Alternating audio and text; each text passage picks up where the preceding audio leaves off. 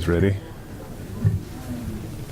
All right, good evening, folks. It's January 6th, and we're going to do something before we call the meeting to order, and that's take the oath of office for our two new counselors, and that's Mr. Sims and Mr. Carey. So, Mr. Carey and Mr. Sims, I introduce to you Melanie.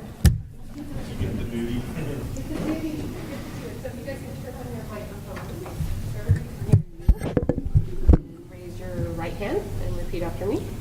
I state your name. I, Stephen Sims, Swear to support and uphold swear to support and uphold the Constitution and laws the Constitution and laws of the United States of America, of the United States of the America, state of Oregon, the state of Oregon, Stayton City Charter, Stayton City Charter, and general ordinances general ordinances of the city of Stayton, of the city of Stayton, and to faithfully perform the duties to faithfully perform the duties of the office of counselor of the office of counselor for the city of Stayton, so help me God. for the city of Stayton, so help me God. Thank you. Congratulations. Yeah,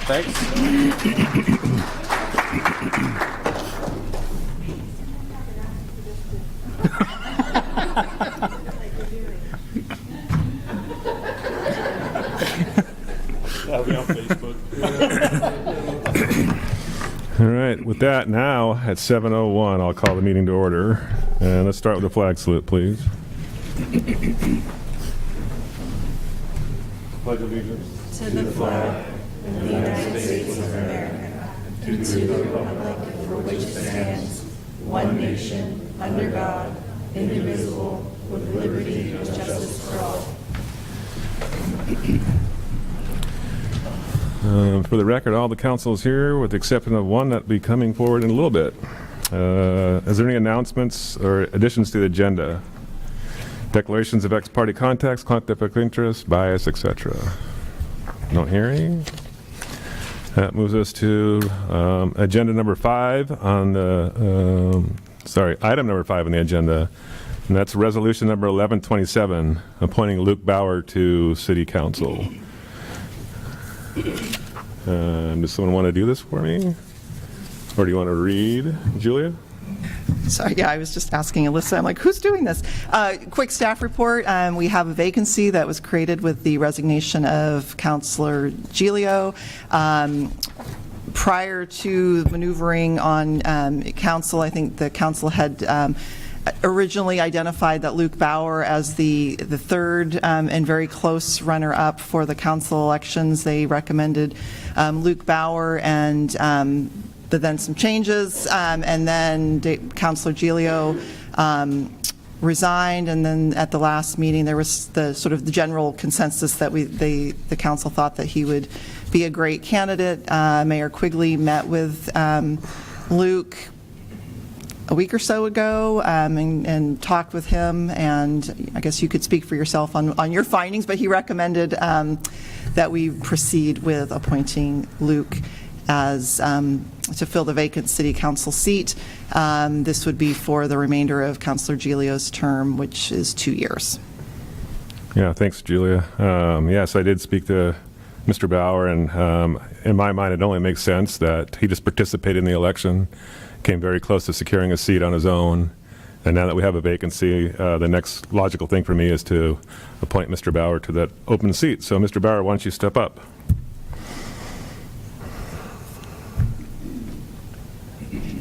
What's that? Are you going to consider the resolution? Oh, yeah, I will. Oh, okay. But I wanted to be in place, so. All right, with that, I'm going to see what the council would like to do. Mr. Mayor, Councilor Ort? I move to approve resolution number 1127 as presented. Mr. Mayor, this is Councilor Patty. I second that motion. Okay. There's a motion and a second to appoint Luke Bauer as take place of David Giglio. Is there any further discussion? Melanie, will you do a roll call on this one, please? Councilor Sims? Yes. Councilor Carey? Yes. Councilor Patty? Yes. Councilor Ort? Yes. Motion carries 4-0. Thank you. And with that, we can do the swearing in, if you would.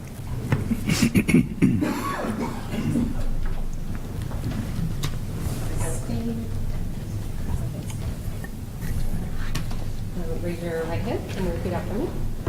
I, Lucas Bauer, I, Luke Bauer, swear to support and uphold the Constitution swear to support and uphold the Constitution and laws of the United States of America, and laws of the United States of America, the state of Oregon, the state of Oregon, Stayton City Charter, Stayton City Charter, and general ordinances and general ordinances of the city of Stayton, of the city of Stayton, and to faithfully perform the duties and to faithfully perform the duties of the office of counselor for the city of Stayton. of the office of counselor for the city of Stayton. So help me God. So help me God. Thank you. All right, with that, we have 5 members up here, and they're all accounted for, so we will get started further. All right, now's an opportunity for a public comment. Before I start calling the names, I need to read this disclosure. The council will now review public comment, now receive public comment. We value the time and initiative members of the public take to share their thoughts with the council. The council's role during public comment is not to immediately respond, but to listen. If there's follow-up necessary, we will direct staff to do so.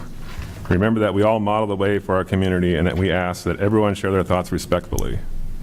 Those who have completed a request for recognition form will be called on one at a time to step forward or turn on their cameras, mics, etc., and state their name and city of residence. Please note that speakers will have 3 minutes to express their thoughts. Mayor Quigley, I just wanted to point out that we skipped over the appointment of council president, but since you've already done the introduction, I would recommend you take public comments and just come back to that. Sure. Yep, we'll do that. No problem. Thank you. With that, I'm going to start off with Mr. Loftus.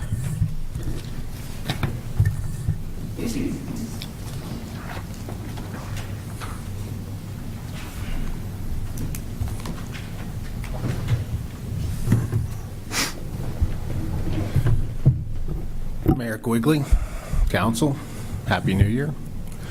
I see we have some new faces. So some of you are familiar with the situation that happened in September on my property where I was basically assaulted by the police.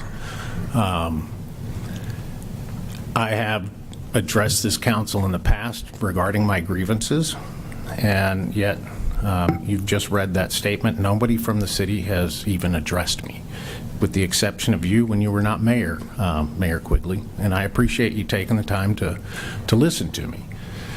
And so I'm running out of time. There's a deadline, okay? And I'm going to ask you, neighbor to neighbor, okay? I used to sit up there with you. This is my town too. I do not want to take the actions that I'm being compelled by your inactions. So I'm going to ask you, for you and maybe your city attorney and me, and we sit down and we go through the video together, and maybe we can come to addressing some of the issues that I have. And then we don't need to do anything else. There's no cause for getting out a checkbook. There's just a resolution to what happened, okay? Now, if your counsel is telling you that I have to file a claim, they are not counseling you in the city's best interest. Your best interest is to sit down with me and try to resolve this grievance, okay? And I'm begging. I normally am not in a situation to do that, okay? But this officer trespassed. He lunged at me, okay? What gives him the even concept that he can do this when I'm simply enjoying my religious rights and my rights to exercise? And I had been doing it for months with no complaints. And if this officer doesn't know who the downtown residents and business owners are, there's a problem that they're not doing business with them, that they can't recognize them on a regular basis. And the simple fact that I waved to them as they would drive by. So, again, I'm now putting it on you, Mr. Mayor. You are the leader of this community. I would suggest that you talk to legal counsel, that we set up a time, that the video be made available. I do not understand why the chief has taken a retaliatory action to deprive me of it under public interest when I'm the only person of public in it. That is yet to be, I mean, where's the explanation in that? Give me that. Are you guys going to take action to protect the city, or are you going to have to get your checkbook out? I mean, that's what it boils down to, and that's not justice. Justice is us working out this issue, this grievance. Happy New Year. I hope we can find a resolution, like a New Year's resolution. Thanks, James. I will talk to city attorney and I will follow up with you. Soon. Damian Centani. Mr. Centani.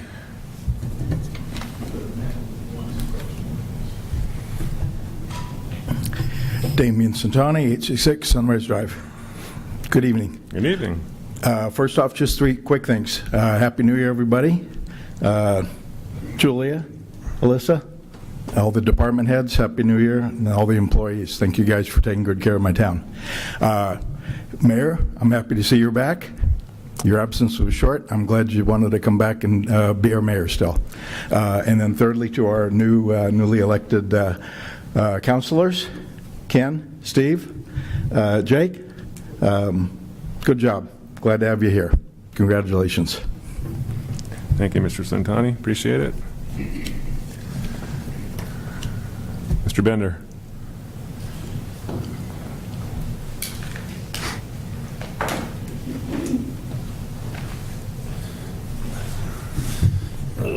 Good evening, Mr. Councilors, new councilors, congratulations. Mr. Mayor, I'll be having to read mine, I prefer them, but I'm Alan Bender. I'm the owner of Wolfgang's Thirst Parlor and Tap House on 3rd Avenue. And I just wanted to say a few words about the sidewalk vendor permit fee that's been levied against business owners who have outside seating. First of all, I was kind of blindsided by this as it came unexpected. The invoice I received for the sidewalk vendor permit is for $552.73 per year. I'm not only providing outside seating for my customers, but essentially outside seating for the general public. People use my outdoor seating daily. These people are just eating their lunch or just reading a book or having a cup of coffee. I'm not even open when these things mostly happen. I'm pleased to provide this to my community. However, I don't feel that I should be charged a fee to do so. My customers enjoy my outside seating, but it's mostly seasonal. I certainly don't make enough money with the outside seating to cover the cost of my sidewalk vendor permit. The permit fee is just added to the pile-on of licenses, permits, taxes, and fees that I'm required to pay to remain in business. I have employees that rely on me staying open. This permit fee just adds hardship to doing business. I think I'm speaking for other businesses, so I am asking that you reconsider charging a vendor permit fee. I welcome any questions that you might have of me, and thank you for letting me speak. Thanks, Alan. Appreciate it. Thank you. All right. Council, I will ask that we move that discussion to after general business tonight, and then or to the next meeting, but we can talk about it further on down the line on the agenda. Mr. Hayes.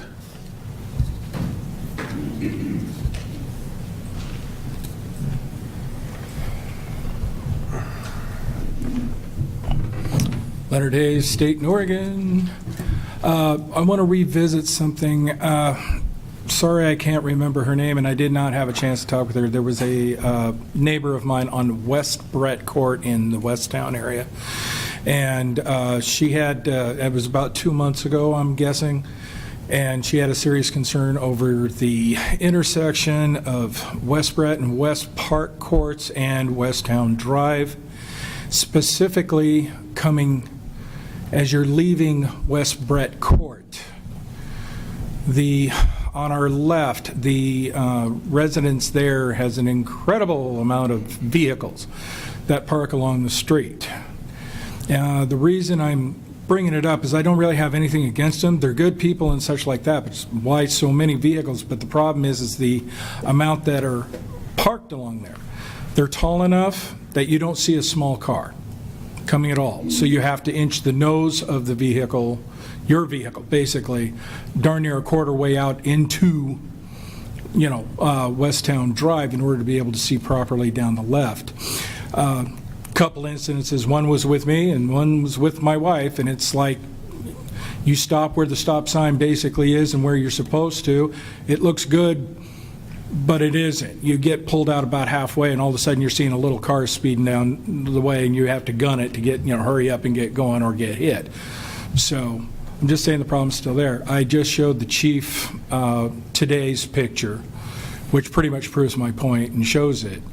The resolution, I'm sure it's a tough one when it's trying to add more stop signs, but this is also the intersection where there's that drainage dip.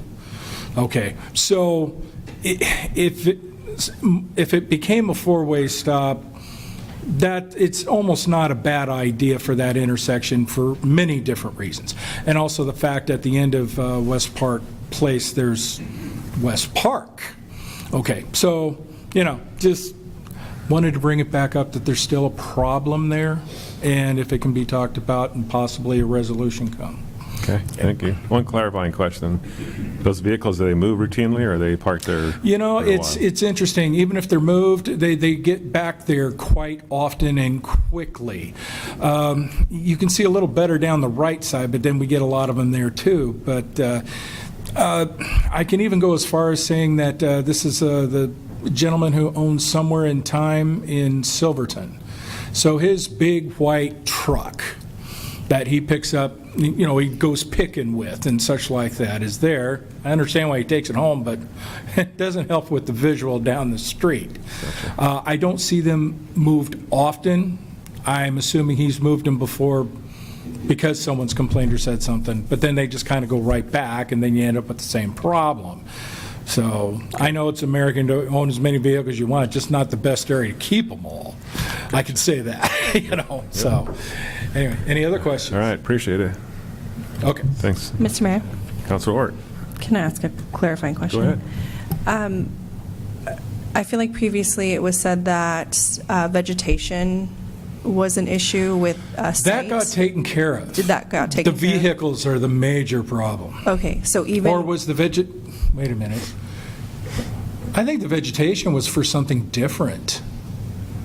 I'm not 100%, It was in that area, but that was not the major problem, is my understanding. Okay, Was No, I the just major was problem curious is- if that was taken care of or if that was still an issue. So. Yeah, they apparently have taken care of that, but lots of vehicles still. Sure, sure, okay. Anybody here who wants to see the picture, I'm more than willing to share.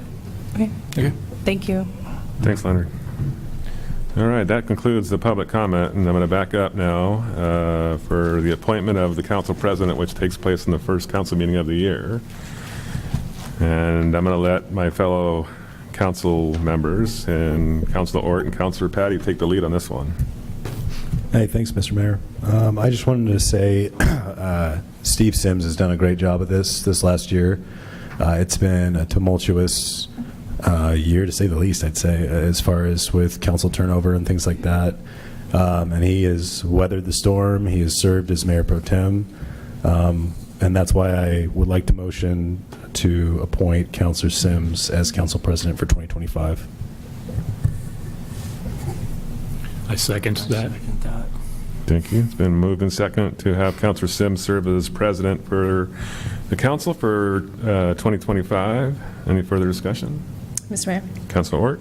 I just want to echo that Councilor Sims did a fantastic job as our council president last year, and thank you for all of your hard work and representation for the community, and then also stepping up. As Mayor Quigley said previously, I don't think he knew what he was getting into when he decided to be the council president, but thank you for stepping up and doing that and filling that role. So. Yeah. Thank you, Councilor Ort. Mr. Mayor? Go ahead, Councilor Sims. I did not know what I was getting into. I did not know you were going to have medical problems. I am happy to do it again. I don't mind serving, but man, I did not know what I was getting into. And the highlight, I would say, was waving the wand for the Christmas tree lighting. I guess it comes with one caveat, and that is, can I still forward my voicemails to you? I'm joking. All right, it's been moved, a motion and a second to appoint Counselor Sims as council president for 2025. Any further discussion? Okay, with that, all in favor say aye. Aye. Motion carries 5-0. All right, let's go to consent agenda, folks. Number 7 on the agenda. That includes the December 16th City Council regular session minutes and resolution number 1128, the reappointment of members to the Planning Commission and Parks and Recreation Board. And that would be Dixie and Dan in your packet. And their information's in there and their reasoning for wanting to serve again. So, Mr. Mayor, Councilor Patty. I would move that we accept the consent agenda as presented. I'll second that. Okay. Motion and a second to approve the consent agenda as submitted. Any further discussion? Yes, Mr. Mayor, real quick, I just wanted to say to Mr. Brummer and Ms. Ellard, thank you so much for continuing to serve. And then, if we have any other vacancies, I just encourage people to apply. We need help at this level of government, and so thank you for stepping up. Correct. With that, any further discussion? Okay, all those in favor say aye. Aye. Motion carries 5-0. I will just make a note on that. And Mr. Lewis had his going away party last week, right? Last week. And it was well attended, and both Dixie, Dan wasn't there, but Dixie was there. And really, to your point, Councilor Patty, is these committees and forums couldn't take place without the volunteerism. So anyone out there that really wants to get involved, we have a lot of openings. So please step forward and give us a hand, because it's a heavy lift without them. So appreciate it.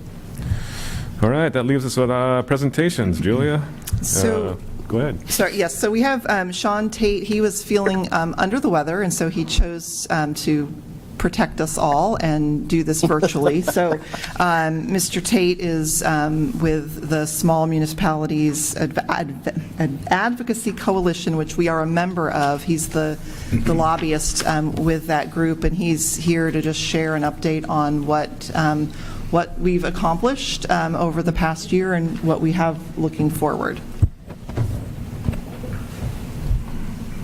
Hey, can everybody hear me? Not, just a second. Try again. Now, yes, I think we can hear you well now. Okay, great. Well, thank you, and if I may pile on with one more Happy New Year to all of you, Mr. Mayor and Council, and congratulations to the new councilors. That's a wonderful thing to see, and also to Council President. By way of introduction, my name is Sean Tate. I run Tate Public Affairs from my home in Lahain, where there's a foot of snow on the ground right now. But it's above freezing, and we're all doing okay. The document that you folks have in front of you is basically the 2025 legislative agenda draft going into session, which starts, let's see, I think in about 11 days, they'll be assembling in Salem. We can expect somewhere north of 2,000 individual pieces of legislation to be introduced within the next couple of weeks, and ultimately through the length of session, probably closer to 3,000 when it's all said and done. Of that, if the averages hold, you probably have 10% of those bills becoming law. And so the illustration there is that it's far easier to kill a bill than it is to pass a bill, and I guess that's one reason why there's so many of them. But that having been said, the areas of focus for us in 25 really have arisen from the work that we've done during the spring and the summer and the fall as a group, starting to have discussions and coalesce around some issues. I'm going to be paying very strict attention to an awful lot of committees, but this is kind of the 30,000-foot list, if you will. Obviously, the Ways and Means and Budget and Transportation committees, because this is a transportation package year, and so we'll be paying attention to allocations and allocation formulas, making sure that we are not harmed, not damaged, and hopefully uplifted.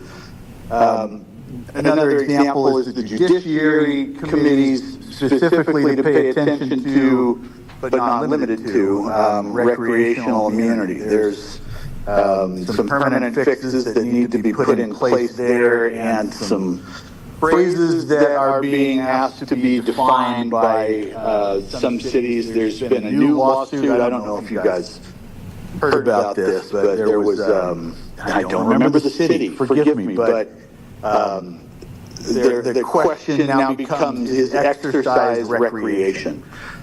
Somebody was injured in a park or playing pickleball, and they're claiming exercise instead of recreation. So we have a whole new list of definitions that we need to look at and make sure that we're not hurt by that statute.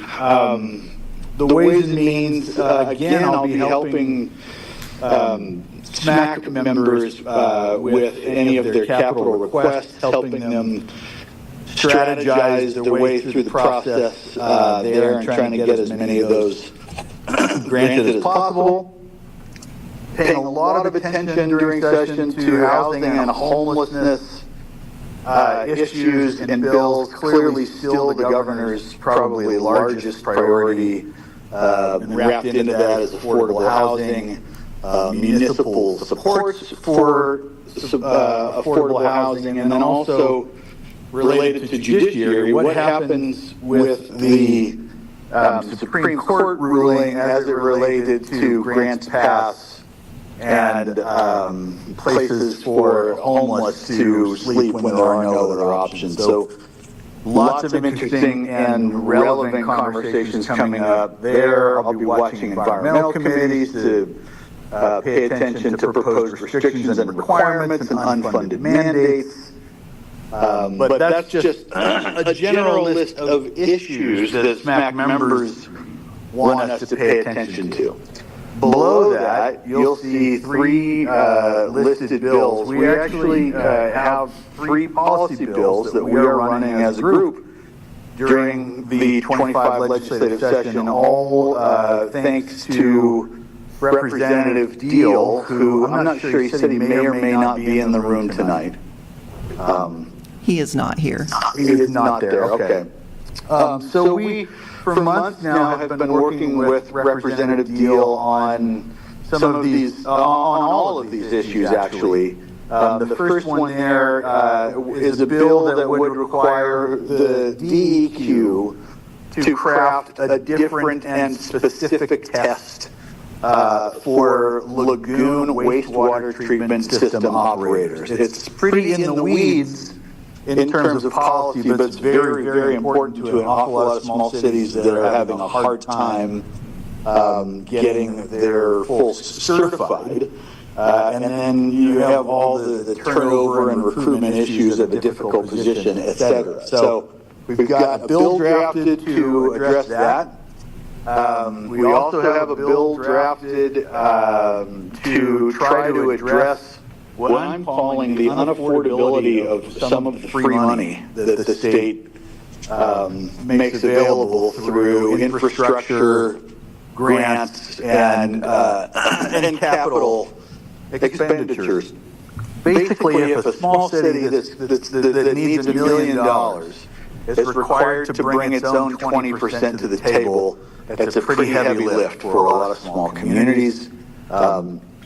Certainly for, a lot of Oregon, where we have, I think, 161 individual communities with populations of less than 6,000. So to get that looked at and addressed, obviously we want to lower the grant matching percentages, in some cases down to 0 for Oregon's smallest communities. So again, Representative Deal is going to introduce that bill, and then the bill that actually came directly from conversations with Julia and others here in Stayton, a bill that would require the state to provide a more accurate and relevant fiscal analysis of proposed policy when asked to do so. And for those of you who don't know the backstory behind this, there was a bill in, I'm going to say 21, Julia, or was it 22? I'm looking for people that would know, and nobody's telling me. Okay. So I don't know. I'm sorry. It's fine. I don't know it off the top of my head either. A couple of years ago, that required that Stayton give back some funds that it had received that it was due for some municipal fines. And forgive me for not having all the details in front of me, but when push came to shove, it was a high five-figure amount of money over the course of a couple of years that Stayton had to give back. And the fiscal analysis for this particular piece of legislation said low impact to a municipality. Now, there are probably municipalities in Oregon for whom that policy was a low impact, but not Stayton and not other small cities in Oregon. So I've had conversations with some friends at the League of Oregon Cities about that one, and I'm hopeful that they can come on as a supporter, as they've experienced some of those challenges themselves, trying to get fiscal analysis for policy. So that said, lastly, I'll touch on recruiting for the coalition, because I think it's really important that everybody know that it's going well, and we're actively discussing membership and membership presentations with the city of Elgin, the city of Rogue River, Gold Hill, Millersburg, Cottage Grove, and Crestwell have all re-expressed. In one case, Cottage Grove has re-expressed interest. Crestwell and Millersburg have expressed interest, and the city of Wallowa also. So word is getting out, which is good. There's been some great networking among our members as they travel around to different organizations where they meet with their colleagues from different communities. And I also forgot to mention the city of Bonanza, which came out of one of those kind of handshake in the hallway conversations between a couple of city managers. So feeling very positive and enthusiastic about the legislative session. I'll tell you this right now, getting bills introduced is the easy part, okay? We have to get them a hearing, and then we have to be compelling in our testimony and move them down the road. So we have a lot of work to do that. I'll be relying on, of course, to the best of my ability, the expertise of members of this coalition to help craft the anecdotes and the testimony that we'll need to move these things along in the process. So with that, any questions anybody has, I will do my level best to answer them.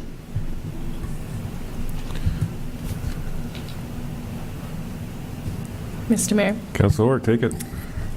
Thank you so much for all that information. It's exciting to see these conversations that we're having turn into bills and move forward. And this is exactly what we were looking for when we joined SMAC. So thank you for all of your time and effort. And I keep looking at the screen.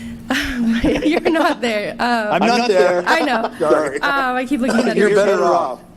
I do have a question, and this just came off the top of my head, so if you don't have the answer, you can certainly just say I won't it. be shy. Don't worry. I'm just curious, how does it even affect us, the executive order from the governor requiring state-funded projects to include labor agreements? How could that potentially impact us and our upcoming projects? Great question. Or is that That's a wonderful question. Okay. And I do not. So everybody and their brother, including myself, is doing a deep dive on what this means. What we know, just based on immediate conversation, is it's going to be a cost driver, even for things like transportation projects that have been in the pipeline for a long time. And so there's very interesting conversations that remain to be held. I've heard talk of legal challenges to the executive order. And it is also a legislative session, and that means that it's, it could also be to some degree a bargaining chip, a negotiating tool. After all, we are going into a legislative session where the Democrats have a supermajority now in both the House and the Senate. And as tough as that might sound for people on the other side trying to pass policy, the fact remains that there is a middle ground in all of this. And there are Democrats and Republicans who are moderates both who will have to be sold these benefits along the way. So, long answer to your question is say, I don't know, but it's clear it's going to raise costs on projects, even those that are still in the pipeline. And as soon as I have a couple more key conversations in the next week, I'm actually putting this in a larger report that's going to go out to SMAC members as soon as I tie a couple of bows. So there you have it. Thank you. You're welcome. Sorry it was not as succinct as it could have been. Mayor. Councilor Carey, go ahead. You mentioned in your testimony there the large priority by the governor regarding the homeless. How is that structured? Is that structured around the larger communities and then comes into the smaller communities for us to be able to do the affordable housing and the support? How's that look coming into the smaller cities from the bigger cities? I'm not sure I understand your question. Are you asking where cities fit in the negotiations about these conversations? So that's a great question, and one of my frustrations about this policy area in particular, as it relates to our membership, is that when the governor was having hearings about this with invited testimony during the previous legislative session or two, the smallest community that was invited was a population of 48,000 people. Okay, and houselessness, homelessness, all of the things that contribute to it look very differently when you scale from 48,000 down to 4,800. Agreed? Right? So we have largely, as a small group of communities, been left out of those negotiations and those conversations, and are not often asked what our opinion is in this matter, and quite frankly, that's why we're doing what we're doing right now. Thank you. You're welcome. Thanks, Sean. Anybody else, Council? Appreciate that, Sean. I think Councilor Ort's being a little bit humble over here, but in that legislation we're talking about, I'll just fill the audience in. So, last year it was, or 2 years ago, when the governor canceled all of the fines. That's what we're talking about, correct? That is correct. Councilor Ort got a little passionate, if you will, and got fired up here and was wondering why the governor had the power to just cancel all the efforts that the police department put in place and the collection standpoint. And that's where it's grown from that point. So, Councilor Ort, great job. And I was going to say, I mean, yes, absolutely. I was going to say that it was really because of Councilor Ort and saying, Julia, can you please bring this issue to SMAC and see if there's anything that we could do about it? And I brought it, and they're like, what? This is ridiculous. So anything that gets you fired up, communicate that to me, and I will communicate that with Sean, and we'll see what we can do about it. And Councilor Ort, your enthusiasm for this in particular has me recruiting you for testimony at some point, so don't disappear. I will gladly give you testimony. Outstanding. Thank you. And thanks, everybody. I really appreciate working with you guys and this team. You're very responsive. You're very supportive. And I couldn't do it without you. And to Julia's point and everybody's point, it's the councilor that brought this up, right? And that's the SMAC model. If I could send all of you home tonight with one thing I want you to dream about, it's come up with two things, right, as counselors, or in whatever your position is, where you say to yourself, why does that happen? Or why do we have to do it that way? Or why does that cost so much? And that's exactly what Councilor Orr did, and that's why we're moving ahead. So thank you for doing it.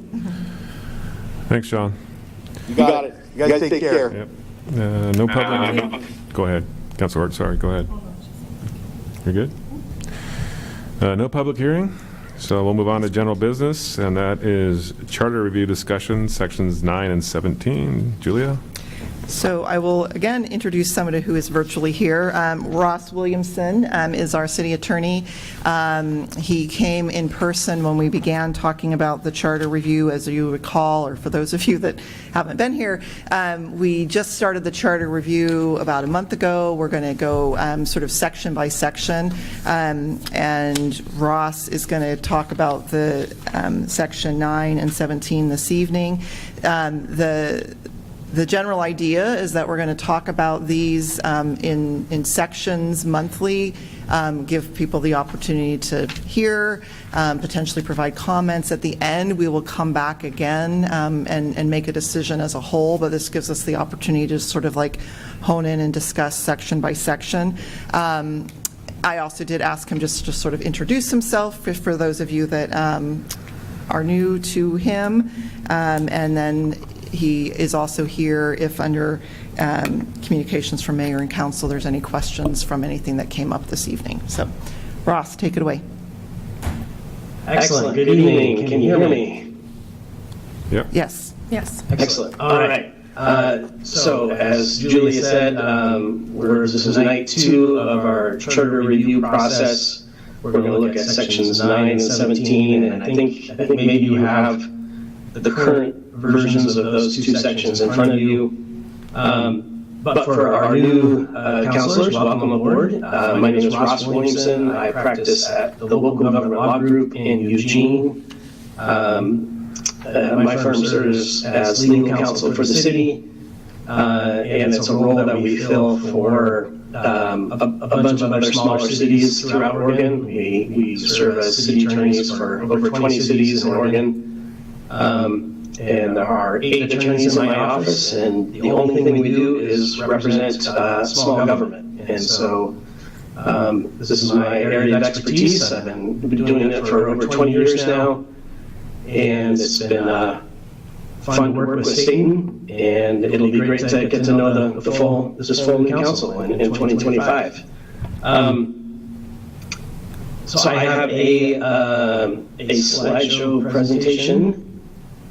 If I could get access to that. Just a moment, please.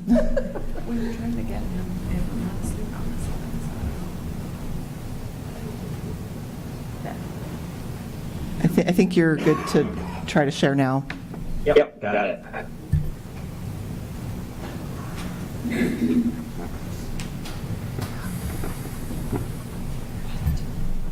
Ross, currently we're seeing this in, yeah, perfect.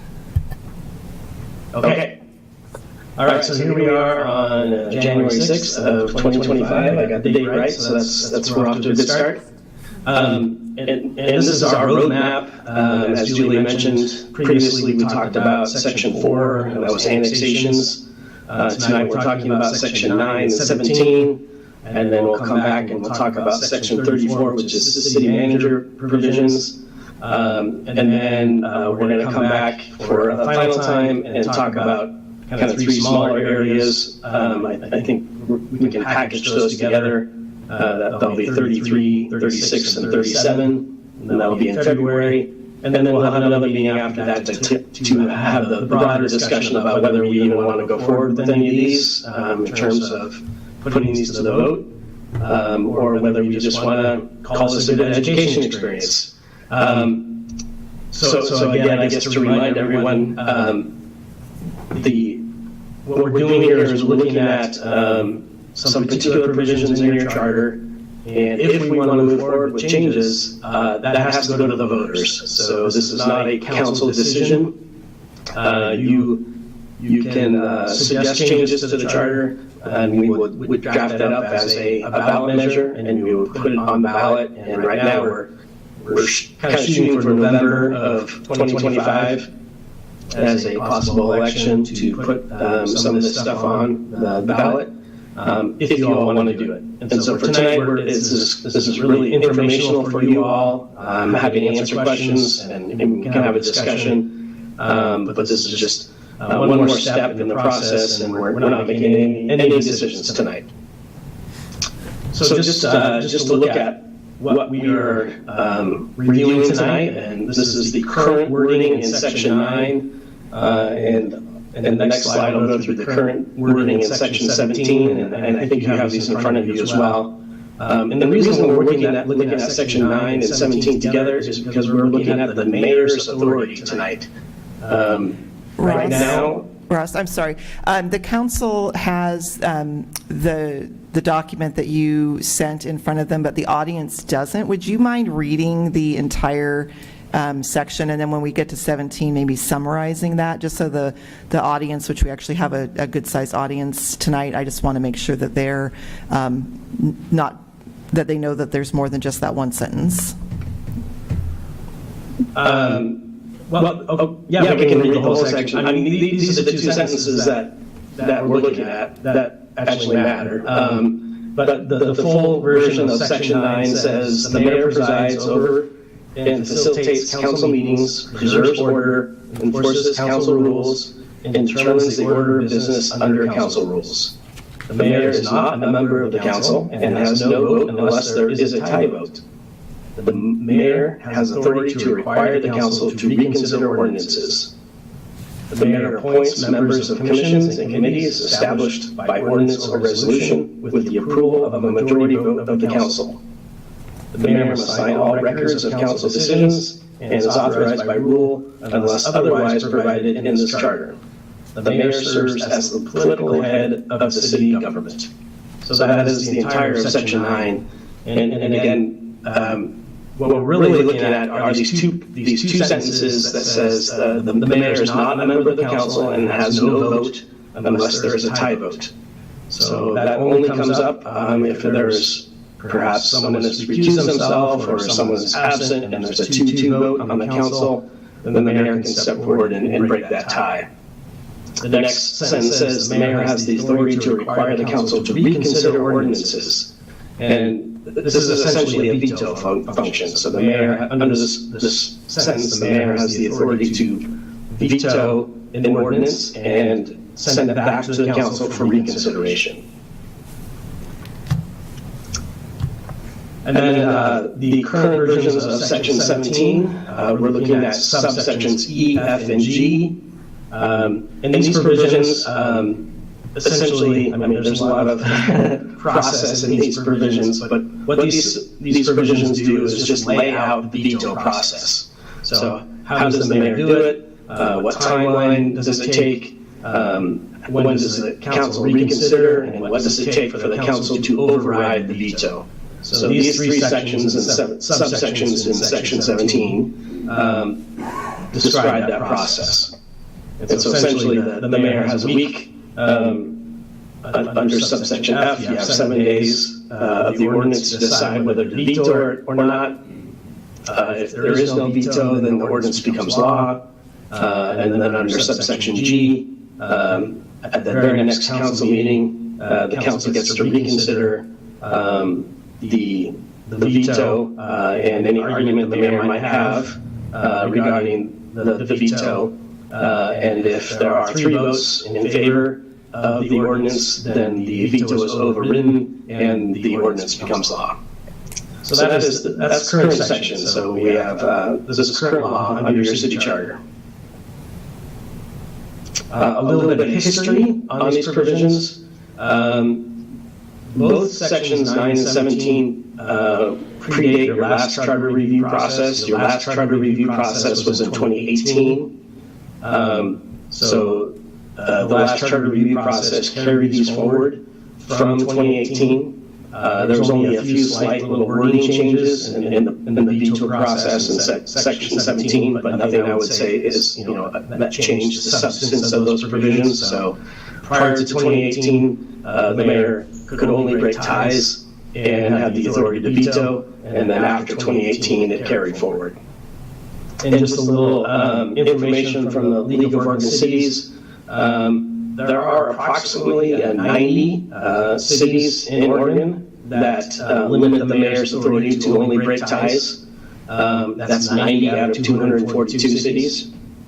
And then there's even a smaller number of cities that'll call for this veto function or reconsideration function, and that there's about 21 cities in Oregon that allow the mayor to veto a council action.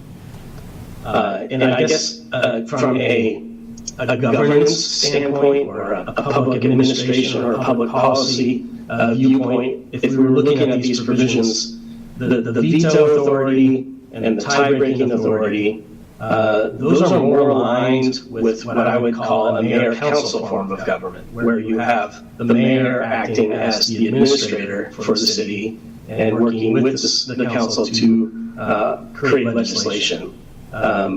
Cities that have a city manager, a professional city manager, like Stayton does now, it is much more rare to find these two powers in the mayor. In the manager-council form of government, it is much more common for the mayor just to be a member of the council.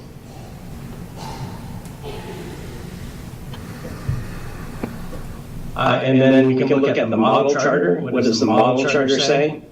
And again, this is the model charter that's created by the League of Oregon Cities, and it's revised every once in a while. But this is what the League of Oregon Cities has put forward as kind of the most common provisions. Here, the model charter calls for a pretty standard manager-council form of government, and that's where the mayor is a voting member of the council and has no veto authority. This is pulled right from the model charter, so it actually even says no veto authority. And then it clarifies below in subsection C that the mayor has no administrative duties. And that clarification comes from kind of the moving from a mayor-council form of government to a manager-council form of government, where the mayor is no longer the administrator of the city. The mayor is just another member of the council.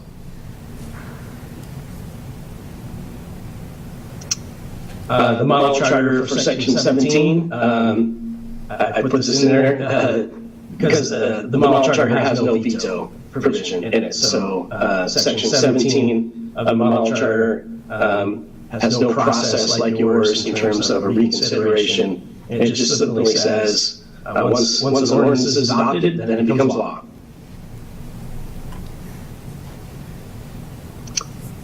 All right, now this is where we get into kind of my homework for you to think about and maybe ask questions about. And so what are the policy questions that we're bringing up in terms of sections 9 and 17? And I guess I will say with right now, with limited voting authority, the current provisions that you have call for your mayor to fill a pretty limited role. Your mayor is mostly the chairperson and also the parliamentarian for your council meetings. So your mayor leads the meetings, calls for the votes and counts up the votes and calls for discussion and calls for speakers, but otherwise doesn't play a significant legislative role with the council. The current provisions in terms of the veto authority, I would say, and this kind of draws from what we know about vetoes and other forms of government, the mayor serves as kind of a check on the council's legislative authority. So even though the mayor doesn't have a vote, the mayor can veto a council action and tell the council, hey, you need to pause and take another look at this. And so, again, we're looking at two separate powers here under the current provisions. The mayor right now has the power to break a tie, but no other authority to vote. And then also, secondly, has the veto authority. So those are the two authorities that we're looking at. If we were to change these provisions, we can look at these two provisions independently. So a revision to allow the mayor to vote would transfer the mayor's role to be more equal with the rest of the council. So you would essentially have 6 members of the council, and the mayor would be an equal policymaker with the rest of the council. I'm bad at math, but even I could figure out with 6 members, there's a possibility for a tie. So if the mayor had an equal vote, it would be possible to have 3 votes, and that would create a tie. I guess I'm here to say that's not necessarily a bad thing. That just means that if there's a 3-3 vote, that means whatever the motion was doesn't pass.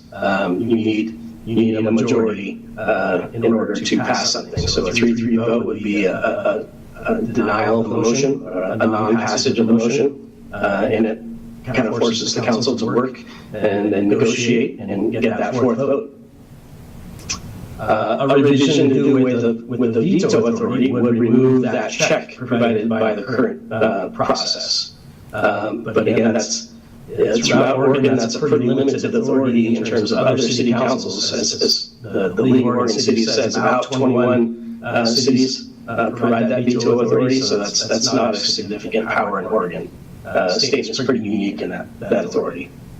And again, just to point out again, we can address either of these together or separately. So we could change the mayor's vote process and keep the veto, or we could do away with the veto but keep the mayor's current voting of only in a tie. Or we could change both. You can change neither, you can change one, or you can change both. And just finally, just to bring it back to where we started, and this is the current Section 9, and there are two key sentences in that provision, and it says the mayor is not a member of the council and has no vote unless there's a tie vote. And then separately it says the mayor has authority to require the council to reconsider ordinances. So those are the 2 independent provisions that we were looking at and deciding whether we want to change or not. So that is the end of my little spiel. Thanks, Ross. Council, any discussion? Mr. Mayor? Comments? Go ahead, Mr. Sims. Ross, I would definitely like to have a discussion on the making the mayor a voting member of the council. He's an elected official. I think he should have a dog in the fight. And also, I'd like to have a discussion about the veto authority and maybe removing that if we brought the mayor in as a voting member. I'd definitely want to have a discussion on those 2 issues because I don't agree with that. I'd like to change that. Councilor Patty? Yeah, thanks, Ross. This has been really informative, and I just want to say I appreciate you putting this together for us and the time it took to do that. My first question, I think, is going to be for you, and then I have a question for staff, kind of, and maybe even Brian a little bit. Excuse me, the mayor.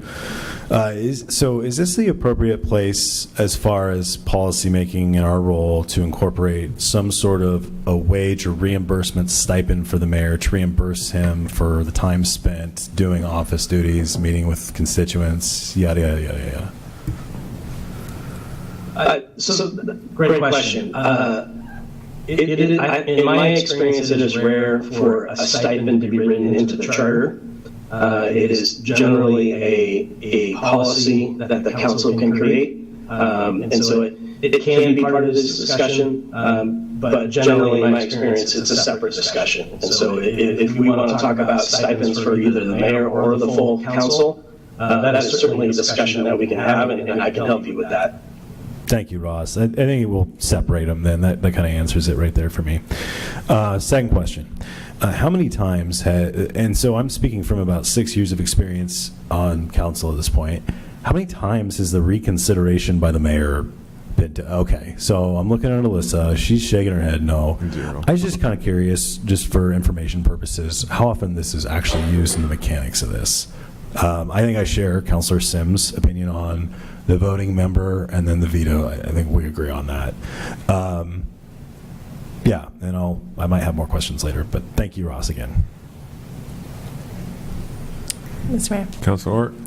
Ross, you semi-answered my question about if the mayor becomes a voting member, we'll have 6 councilors. And what would your thoughts be on adding a 7th counselor, would that be something to consider, or do you have pros and cons of why we shouldn't? I'm just curious if that's... Yeah, great. Yeah, absolutely, great question. I think the question, and to be frank, you could go either way. So we could make this a 5-person council, including the mayor, or we could make this a 7-person council, including the mayor. And so there's a policy question on either side of that. And I will say, drawing back from an earlier discussion tonight, getting one more member on the council means another volunteer from your residents to step up and do the hard work of being on the council. And so, in my mind, that is kind of the biggest question is whether we can fill that seat on a consistent basis. In terms of 5 versus 6 versus 7, I think in terms of dynamics and efficiency, I don't see a big significant difference. I think there's probably some schools of thought that say 7 is too many because there's too many speakers. It doesn't let everyone have a good voice. I think I've seen 7-member councils work very well, so I don't think that's a big concern. So I think it really comes down to whether you think you could fill that 7th seat consistently. Thank you. Thanks, Ross. Councilor Carey or Councilor Bauer, any questions? Nothing from me. No? I guess I will tell you that I'm in favor of changing it. And it comes from several different vantage points, and I think to your point, Councilor Patty, I've never, on my history on Beyond Council, never seen veto action utilized. For me, it comes to the feedback from the community, constantly saying, well, why did council do this and why did council do that? And I have to walk that line, reminding them that I'm not a member of the council and try to advocate one way or the other for you. And it puts me in a tight spot to do that. So I'd like to be able to have personal responsibility for making a vote. And if that takes changing the charter, then so be it. And I think my fellow mayors out there that I've had interaction with and I've watched, it really enables, that's another tool that enables them to get the agenda moved forward and get things rolling. So that's my 2 cents on it. Mr. Mayor, may I ask a question of Ross? Go ahead. Yeah. So I guess I'm curious if it would make sense, I guess, depending on whether or not council wanted to add an additional counselor to the mix. If they didn't, would it make sense within a charter amendment to specify what happens in the case of a tie? Because I could see that being the public reading this and being like, hey, I haven't even thought about that. So within the charter saying in the event of a tie, the motion doesn't pass, or is there, does that not belong in the charter? Great question, Julia. The wording, I guess I would say the wording is already in your charter because it requires a majority vote. That's already in your charter. So, but it doesn't say tie votes is no. So we could potentially fashion something that clarifies that. In my mind, I'm not sure it's necessary. It could be part of the voter outreach. It could be part of our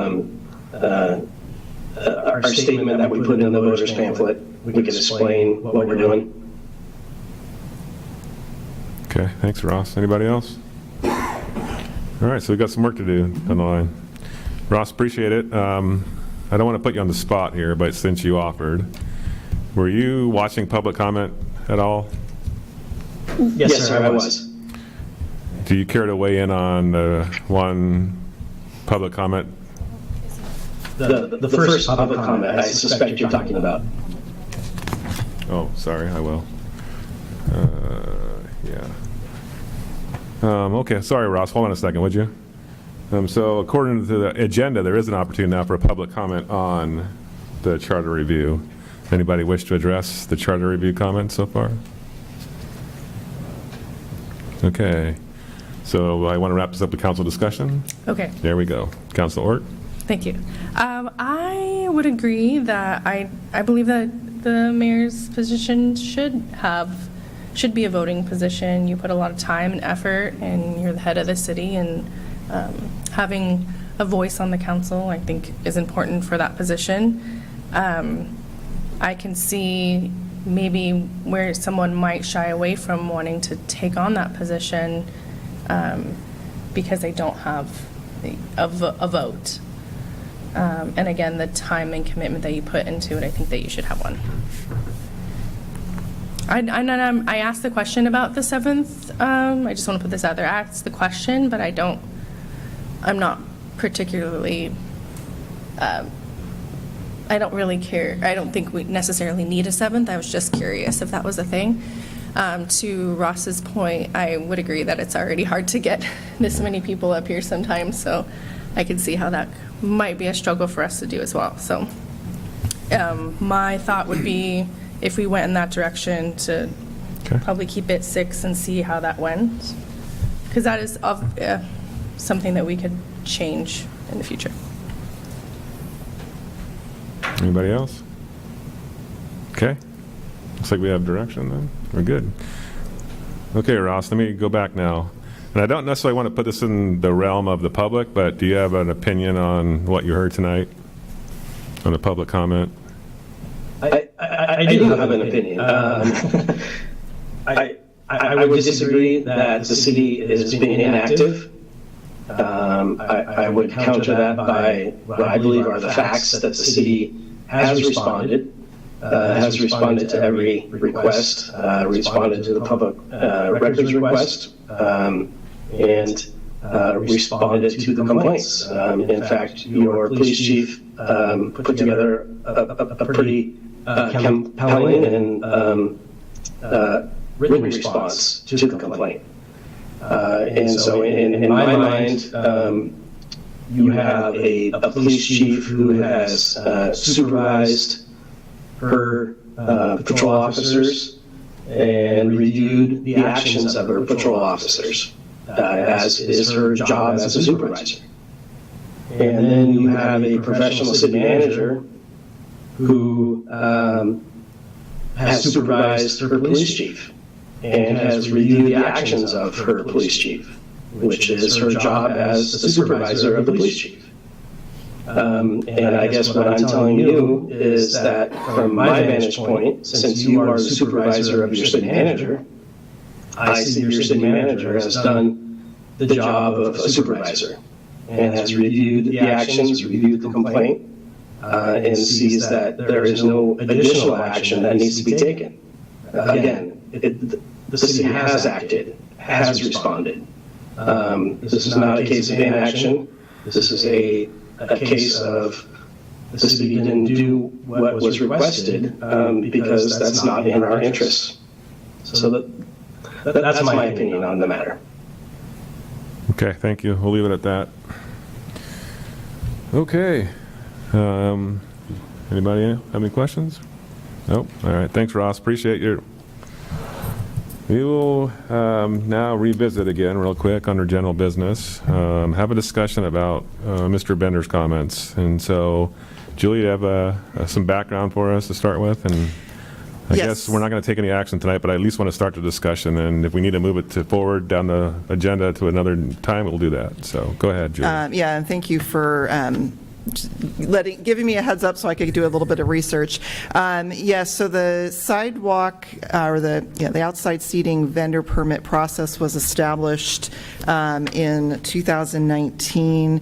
At the time, the city was exploring food truck provisions, and during a prior meeting, there was some discussion about, rather than creating an ordinance that allows for food trucks, an ordinance that would incentivize outdoor seating for existing businesses and outdoor sales for existing businesses.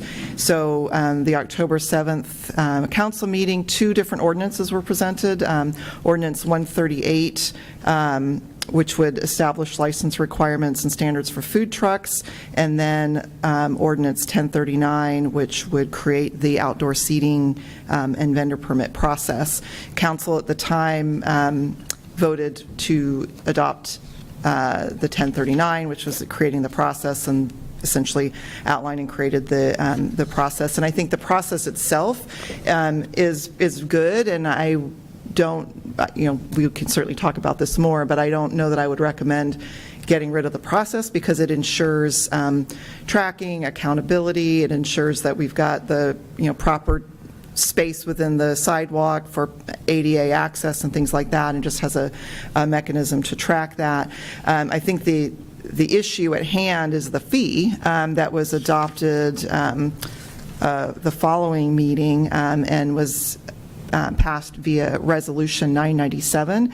And the background information is pretty minimal. It basically just says that based on our research of other communities and the considerations of our local community, staff recommends the fee for a sidewalk vendor license be $2.50 per square foot with a violation fee of $500 a day.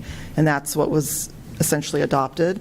To my knowledge, I don't know if that was implemented because if you recall, 2019, shortly after that, COVID hit, and I think that there was a lot of leeway given in a lot of things. And recently with our wonderful finance director, who's finding all sorts of ways to realize the money that is already on the books, identified that as something that we were not collecting, and sent out invoices based on the square footage that the businesses were utilizing. In hindsight, a little bit more dialogue we've acknowledged would have been better. But regardless, the fee is still in the fee schedule that was adopted by council. And so if the council wants to ultimately consider modifying that fee, getting rid of that fee, that is completely up to council. I don't know, when you just look at $2.50 per square foot, you don't do the math, you don't necessarily realize what an impact that is. We also have heard, right now the fee doesn't allow for prorated by month. It doesn't, so there's not a lot of flexibility in it, so we could certainly discuss that. I would also recommend, and again, we can talk about this more, that I think the process itself is probably good. At the very least, a minimal fee to pay for just the staff time it takes to process it, but it probably doesn't need to be $500 a year. It could be more similar to what we get for solicitors' licenses and things like that. That's my initial background information, and would love to get some direction from council on what you'd want to do as far as bringing this back for something. Councilor Patty. Yeah, Mr. Mayor. I'm going to take accountability on this one because I was on council when we passed this, and I remember the number 250 and thinking, man, that doesn't seem like a lot. That's pretty reasonable to, reconcile the money that, the resource being used by the business. And so in my mind, that seemed pretty nominal. So yeah, I think I would be in favor of coming back and talking about the fee and how that's structured and exactly all the things that you just mentioned, because hearing from Mr. Bender, that's not the impact that I was hoping to achieve when we passed that. Councilor Sims. Mr. Mayor, I also would like to take a second look at that. I can see doing a nominal fee for the permitting of it and just making sure we meet the ADA requirements and that sort of thing for sidewalk usage, but it does add up pretty quick. I agree with Councilor Patty. You don't think about $250 a square foot until you see how many square feet you have, and then you got a big bill. So I definitely would like to take a second look at that fee and maybe look at removing it. Okay, anybody else? I have a lot of opinions on that too, but I would like to revisit it in general before I go on a litany. Mr. Mayor, I got one more question. Go ahead, Councilor Sims. I don't know if you can answer that or maybe James can, but how much money do we bring in from this fee per year? Is it, or have we even gotten any money? I think that we have had one one entity pay. James, do you want to come up and, it's not, I don't think it's a ton. I don't think anyone's paid yet, okay. but in the delay, we were going to send out the invoices effective January 1st. So if you want us to delay that again, we can. Obviously, if you're going to have a discussion, we can just put a hold on it again. I think there's about 5 businesses that are applicable in this situation. So we've talked to them all face to face, and we'll continue to work through it, but we can just hold everything until the final discussion. Mr. Mayor, Councilor Hort, I would like to direct staff to do that. go ahead. Until we figure out what we Yep. want to do. Agreed, go ahead. Just estimating the total income, though, under the current resolution, it's probably less than $1,500 a year. So do you need a motion for that, Julia, or are you good? I was just waiting for the third counselor to say, right, and so I have received the direction to do that. From a process standpoint, and we'll share as we do on the website what the topics are, but for anybody that's in the audience that wants to know, the next council meeting is actually work session, so the January 21st meeting is going to be all work session, no business meeting. So this will likely be on the agenda for the first meeting in February. Mr. Mayor, Go ahead. quick question for clarity on my part. So being a business owner in town as well, the restaurant, the brick and mortar, and the food truck, and strictly clarification, the parklets that we have, little benches that turn into eating tables, are those included in this? And where are the funds coming for that to be paid for? Is that from the city? Is that under the same? So the parklet, and really there's only one that I'm aware of that was a true parklet, was a partnership, I believe, with the Revitalized Downtown Stayton, where we keep it, and I think we put it up and take it down for the season, but I believe it was funded through, the city bought it. I'm not sure. City partnership, city, RDS, they're related. They're saying yes. We bought it. Okay, thank you. Thank you. Thank you. Councilor Carey, that's a good question, and it speaks to the greater issue that I want to discuss at the meeting, so. Can I ask a clarifying question to you? Go ahead. Are you talking about the parklet, or are you talking about the benches that turn into? The benches that turn in. So Because those parklet are is not the kind word to of- use, correct? So that's my ignorance there. So- Yeah. Yeah, So the benches that turn in. gotcha. Those were donated, Alyssa is saying, Yeah. by RDS. Thank you. Okay, so we're going to move that topic to the first meeting in February. Thank you, everybody. Any further questions on that before we close that one up? No? Guys good? Okay. That brings us to communication from city staff. Julia? Okay, I have a bit. I did want to follow up on Mr. Hayes' comments about Brett Court and just acknowledge that that is still on my radar, on my list. I did have staff go out and look at it from Public Works to assess it, and there is some stuff there that we need to look into, and I just really haven't had a chance to dive deeper into that, into what the long-term or short-term solution might be. I was actually thinking recently about that, and Westtown is the road that we're going to be working on this year, and so there might be opportunities to do some fixes associated with that project, but I'll look at it and see if there's something we want to put in place sooner. So I just wanted to acknowledge that. Ida Street pavement for the sewer line project, that is done, and now they're going to begin doing the pavement reconstruction or pavement restoration beginning this week. They're going to be doing concrete sidewalk curb prep. I think they started that today, but later this week you'll see some asphalt work being done, so that's very exciting. Related in part to what Sean Tate was saying, I just wanted to remind the council that the League of Oregon Cities Legislative Days is coming up January 17th. I have Councilor Ort, Councilor Carey, and Councilor Sims that have confirmed that they're going to attend. If others are able to attend, let me know so I can sign you up, because there is a fee associated with that. So I want to make sure that I get you paid for. What date did you say that was? I think I said the 17th, but I meant the 27th. Or the 28th? 20-something. 20-something. I believe okay. Is it the 28th? Okay. It's the 20th. I'm sorry. It's okay. I Gosh. just got a little nervous. I was like, wait a minute. It's not the 17th. I was on the wrong day. I'm sorry. Okay, thank you. Trying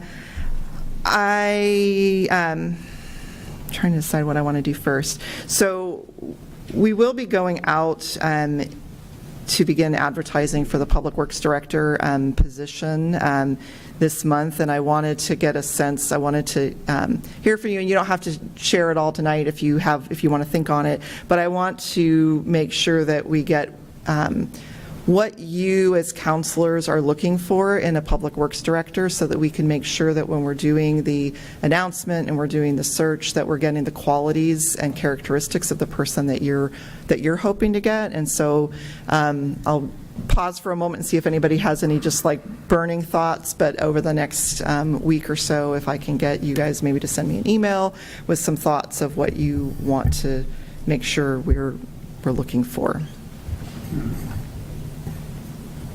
Mayor. Councilor Sims.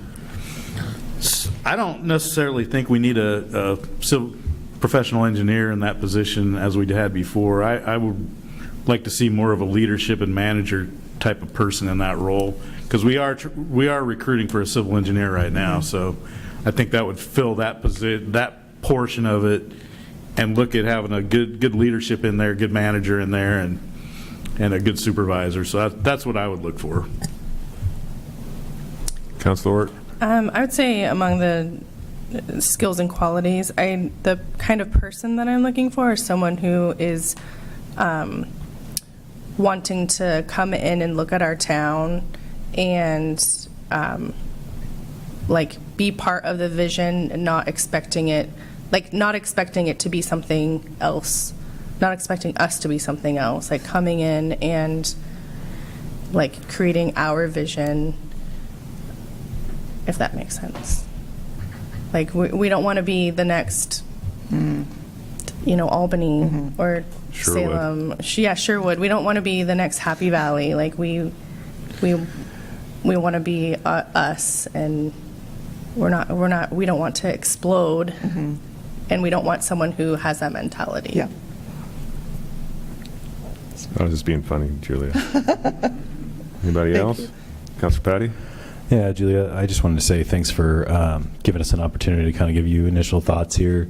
My plan is to kind of follow up and give you something a little bit more exhaustive, but I want to say initially just my knee-jerk thing is just to say that I definitely agree with Steve as how we're going to structure this, and having that person focus on leadership more so than the technicalities of that position. And to Councilor Ort's point, I don't want this person to come in and think they're going to pad their resume with a bunch of things. It's going to be our vision and executing that and going along with that and finding opportunities for cost savings and grants and things we're already doing. So I hope to see that in that person. And like I said, I'll get you some more traits that I'll specifically be looking for. Thanks. Anybody else? I'll send you an email. Okay. Yeah, and certainly for the new folks who might not feel super comfortable just sort of blurting it out right now, think on it and let me know if you've had any interactions with Public Works, if there's things that you lean one way or another, that would be fantastic. So the last thing I wanted to do was invite Chief Johns up just to review. We had some issues recently with the 72-hour parking, and I asked her to come up and just review what the police do currently. There's some stuff that she's looking at modifying, and then answering any questions you might have. Mayor, councilors, and staff. So our code establishes what a violation is, in this case in regards to vehicles stored on the street. The code tells us what the violation is, and once it's considered a violation, then we can take action to cite or to initiate tow. So we have a few different codes that address it. 1012, 320 is storage of vehicle on streets. So it's telling us that after 72 hours, if a vehicle is not moved from being parked on the street, it's in violation of our storage of vehicles on the street. It does go in further to describe discarded vehicles and violations of vehicles that are, for example, inoperative, wrecked, dismantled, that sort, and that's a 24-hour window. So then, however, which is not addressed in code, is in order to initiate a tow, ORS then guides us. So we have an obligation to tell someone that they're in violation, make sure that they're aware they're in violation, what the consequence for being in violation is, how to remedy it, and then if they don't remedy it, what the consequence is. So usually that looks like an orange sticker. Maybe you see state police will do the chalk or the writings on the window. However, that's transpired in the past. It's been an orange tag that gives 5 days notice. So if we're doing the math, they get 72 hours, they're sitting there, they're in violation, then we put our orange sticker on. So in that amount of time, the idea is we're working for compliance. We're not wanting to take people's property from them and seize their property. We're wanting them to move their vehicle off the street. So whether that's knocking on a door and saying, is this your vehicle?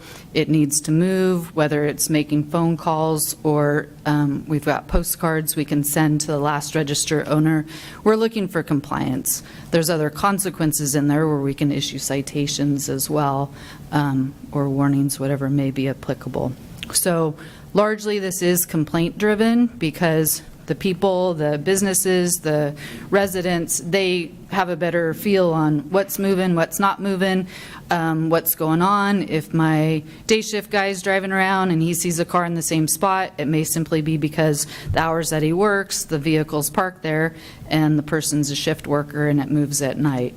But we do address obvious things that, maybe they've got cobwebs on the car or debris around it. Legislation, things have changed over the years, like shocking tires is now considered, a case law says we can't chalk tires. So there are different things put upon us over the years that prohibit us from certain actions and certain ways that we look at these things. So like I say, a lot of times it's complaint driven, but once we're kind of drawn to an area that maybe there's problems in an area, we start to give more attention to that area and issues that are going on there. So currently what our process is that the vehicle needs to be witnessed as stored and abandoned on the public roadway for 72 hours.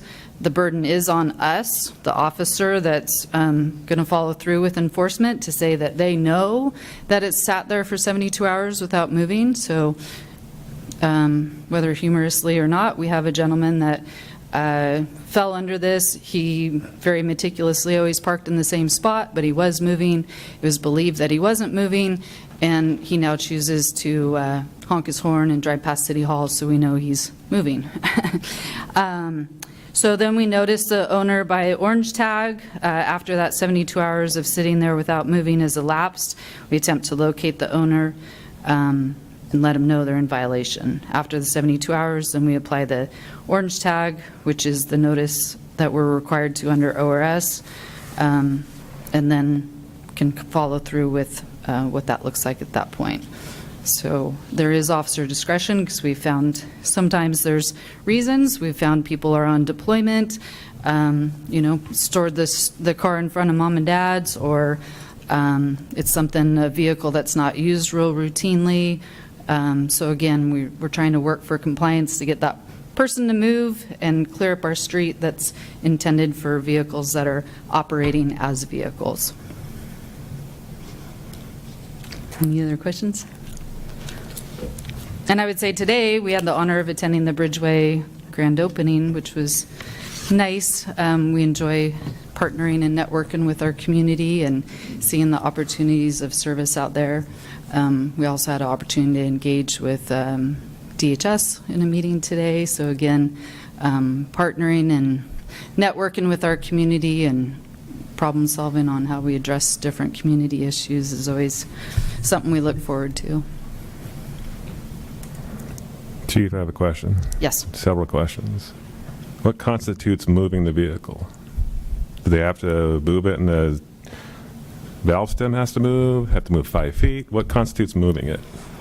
So again, it comes down to the officer has to prove that it moved. Our officers work shift work, right? So it's reliant upon a few different things. No longer, when I was a rookie officer, I could look in the window and see the odometer reading, but now it's digital odometers, so it takes that away. We can chalk the roadway. We can look at debris on the road. We can look at maybe where it lines up with something else. So it's sometimes creative how we determine if it's moved or not, but obviously we don't, that's why we take the different steps. And so sometimes the warning on the windshield, then the person will communicate with us, what their use is or what it's not, or that they didn't know they're in violation. But there's not a cut and dry answer to you, because sometimes people park in the same spot in front of their house, right, every day, or the same spot downtown when they come to patronize our businesses. Right. I guess my question is, if we're having one officer handle that one particular violation, the rest of the team doesn't do anything with it? So I always advocate, just like an arrest, if you're putting your name on it, you know from start to finish, and you can say, I know that this vehicle is in violation, that I've taken these steps, and if we have maybe someone's going on vacation or leave, and there's going to be an extended period, but most of the time it might be an extra day or two that's added onto our timeline. So with it being a parked vehicle, generally that's not something where I'm going to ask another officer to step into a process that's already started. They've got other cases and calls for service. So where it falls into our calls for service, in investigations, they all have their own caseload that they're working. Okay. And if the person is living in the vehicle? As we discussed, it changes it. So just because they're living in it presents some issues, but if we go to tow the vehicle and someone's in the vehicle, a tow truck's not going to hook up. And again, we've got a bigger issue, right? So the one you're specifically addressing, I think we've looked at different issues. It's moved up until maybe this last time we've been dealing with it. So again, it's more of a societal issue, I'll tell you, but in this circumstance, we've reached out to Department of Veteran Affairs to see if we can get some support for this person, to see if we can look at the holistic issue on how we solve the problem. But we have addressed with citations and following through, but we can't tow a vehicle with a person in it.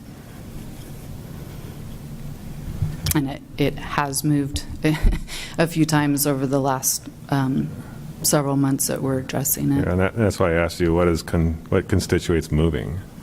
I mean, if you go from one block and he's there for a week, and then we do whatever we do, and then he moves to the next block, that starts the cycle all over again, correct? Right.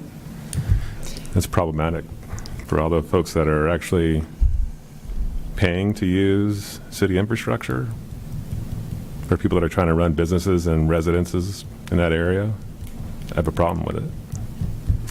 We're just following the code that we're given. And I'll say, I mean, that's the challenge. I mean, it is a societal issue. This is, and we're not just relying on following the code. I think we continue to talk, and I think Ross is still there.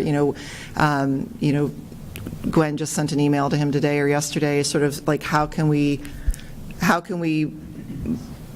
push, modify, I mean, we're trying to figure out ways that we can better address this to to the citizens that are concerned about its view, while also making sure that it's enforceable and able to uphold court and to a certain extent, there's some compassion as well. So that's, we're continuing to talk and figure out if there's more that we can do, but that's kind of. Well, and what I would point out is what you don't see. You don't see the vehicles that we have moved, that we have addressed, that aren't a problem because we have followed the code and we have issued warnings and we've got vehicles to move, or that we've issued citations on, or that we have towed as discarded and abandoned vehicles. So there's many out there. I know this one is problematic, and I know it's visible, and I know it's created some issues, but there's also plenty that have been and continue to be addressed. We've addressed Locust Street, we've addressed some other areas that were problematic areas, and our night guys do a pretty good job on the visibility, what they see. Again, someone walking by the street sees it different than we're driving on our way to a call for service. So citizens reporting those sort of things always help us, right? Because we may not drive down the same street at the same time every day to know if the vehicle's moved or not moved. Some stuff's pretty obvious, but again, it's more obvious to the people that live, or do business in that area and see it, and it's very visible to them. So I acknowledge that, and I acknowledge the work that you guys have done as a department outside of that one individual. My only concern is, and I share this with council all the time, is I don't want us, being a city, to tolerate stuff because it becomes a promotion. That's all I want. I want to make sure we're Right. doing everything we can not to have that. Right.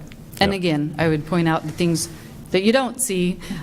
We dealt with a very significant issue last week that, in fact, I've talked to Ross a couple times in the last, I talked to him today at 4:55, and I talked to him on Friday, addressing some issues that we don't want to see get to super problematic. So we're trying to address it at low level, deal within the code and laws the way that we can, and sometimes there's these ones that are one-offs that create that issue of how do we creatively solve this. So I appreciate that. Fair enough. Thank you.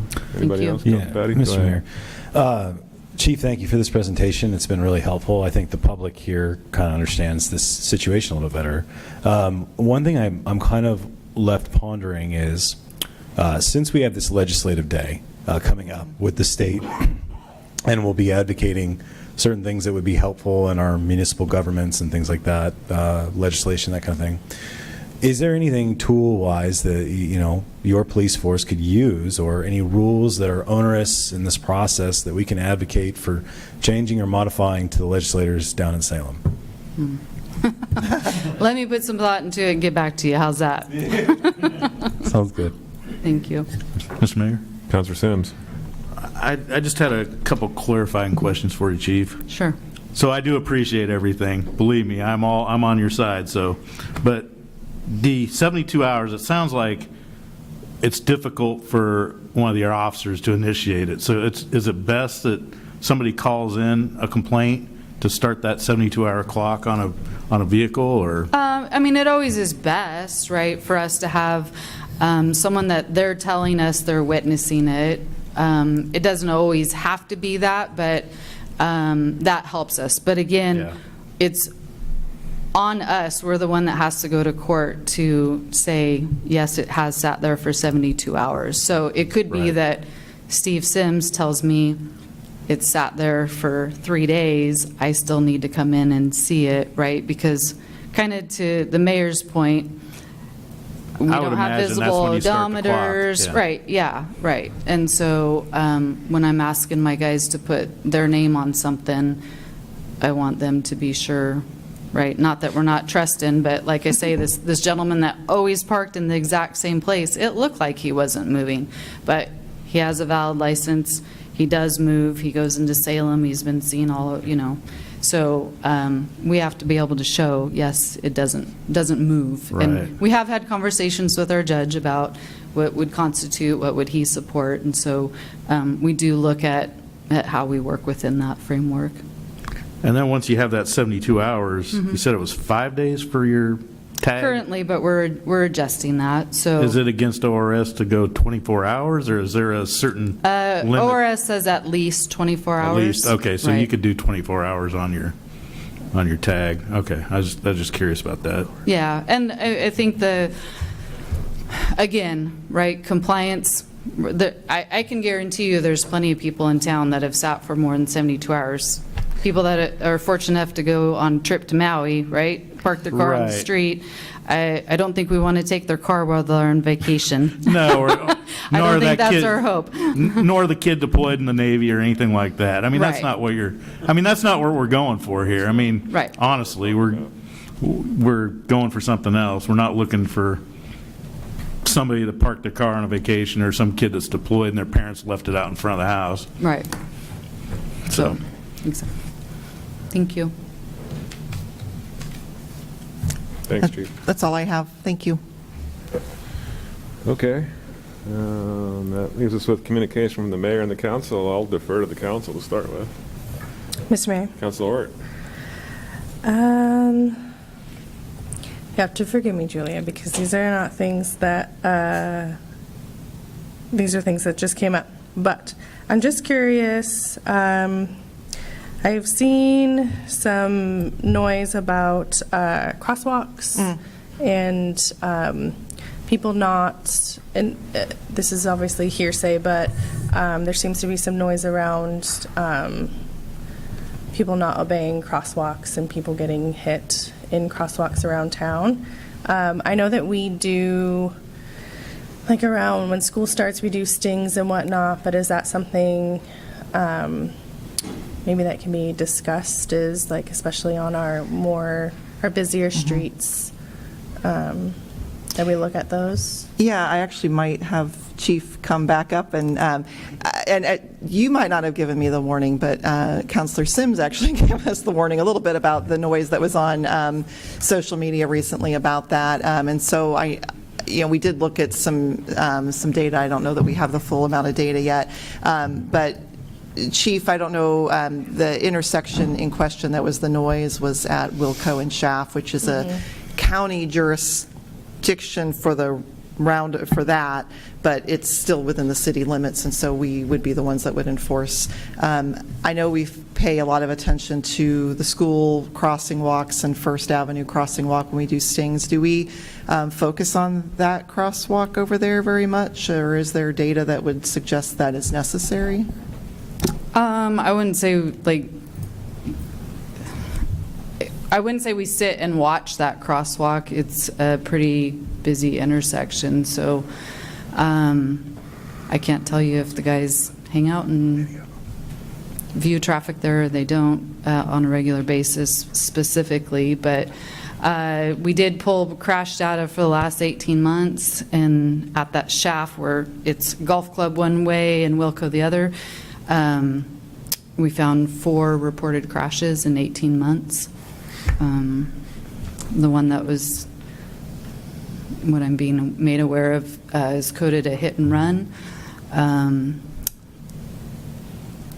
don't know how much you want me to speak to, so. Yeah, I guess the question from Councilor Ort was just about the crosswalk, not stings, but focused area, and doing that outside of just the school time, or if there's the opportunity. So yeah, in general, when we get a complaint about problems in the area, as with anything else, parking or problems in the park or issues in a certain area at the plaza, then we'll focus patrol there. But as you can imagine, if we've got speeding complaints on Washington, we've got crosswalks on First Street.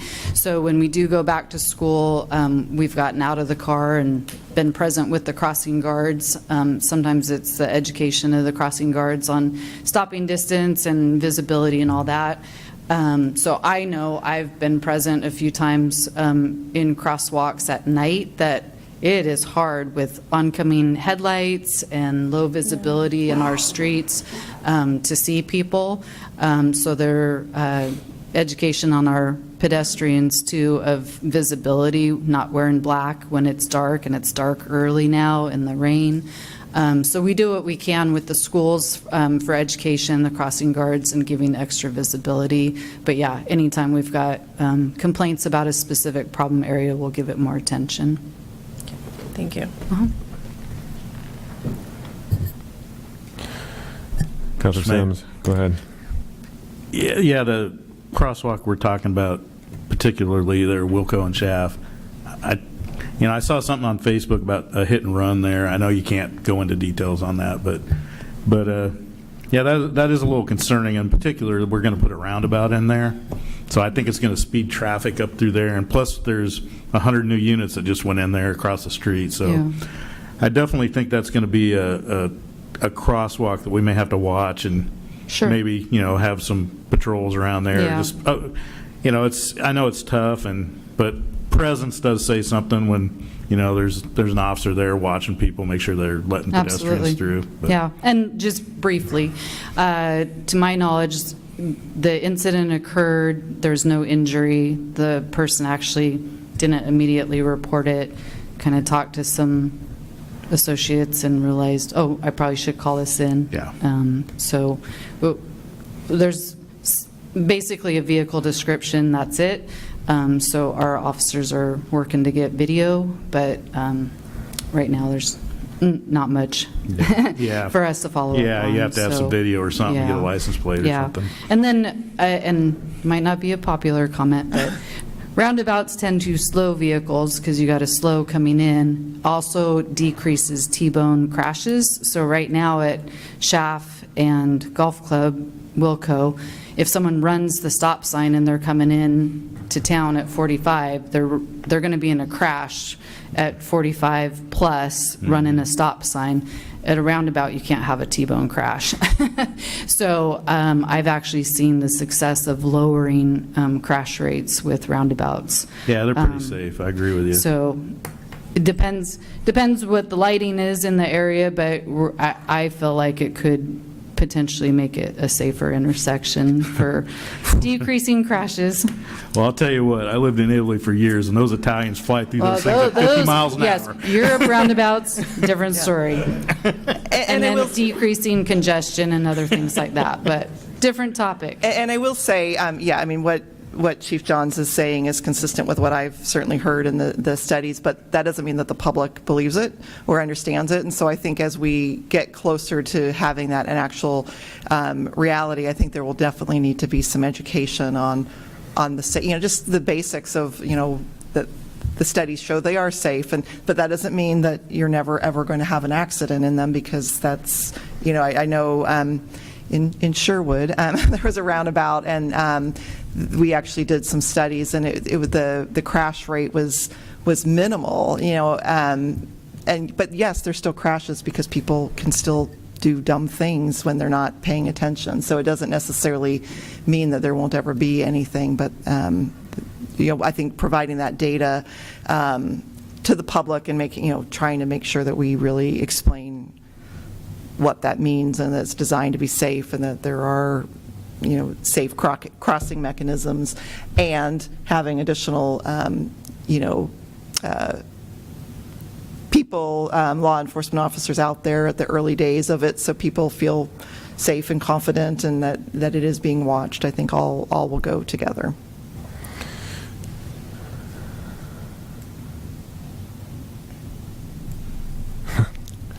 I think we're focusing on one thing, and that's the one crosswalk at McDonald's. I will tell you that people don't feel safe in the crosswalks in town. And I've witnessed it myself, watching them and try to get across the street. And cars will not yield to folks in crosswalks, whether it's in front of the animal supply location at Safeway, whether it's in 3rd Street in Fern Ridge. People are not stopping for people in crosswalks. And the only way in my mind that it gets to compliance is by stopping those folks and giving them a citation. So I would ask you to try to focus on that a little bit more.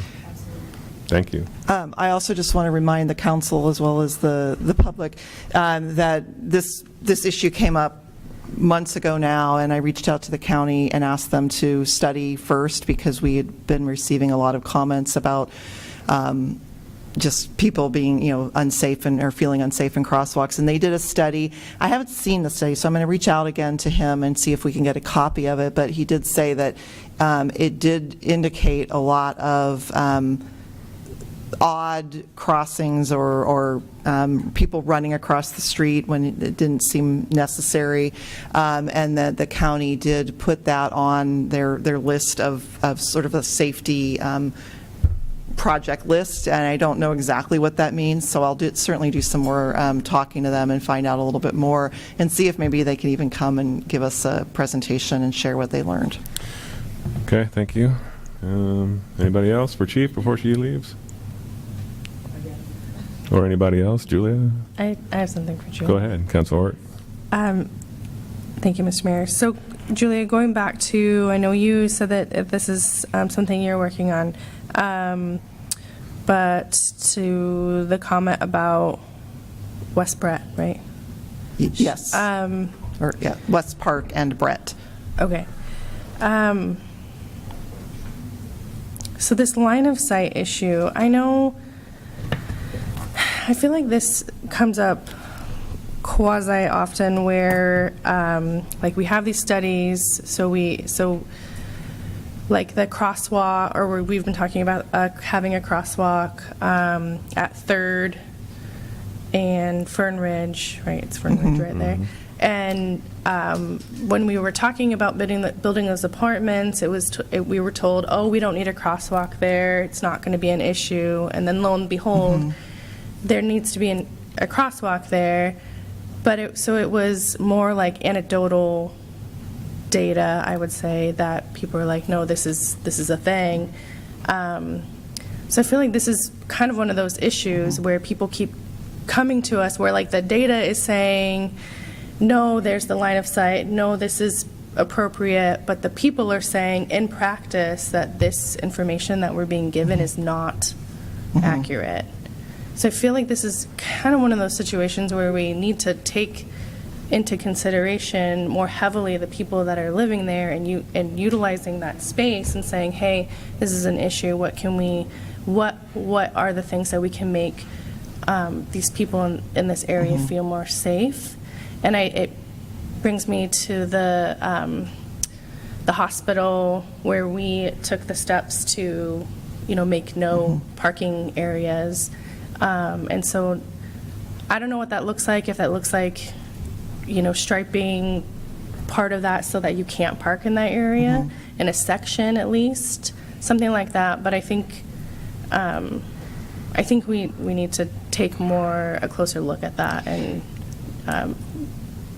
look at the safety of the people that are living there. Yeah, and I absolutely agree, and I think there's a lot of stuff happened before I was here. I certainly have encouraged staff to push more, ask for consultants to kind of look at things a little bit more closely. I know with the hospital, the response for a long time was it meets the standards, it meets the standards, it meets the standards. But then it's like, well, but does it meet the standards given the site distance? And it's like, oh, well, no, we need to have no parking there.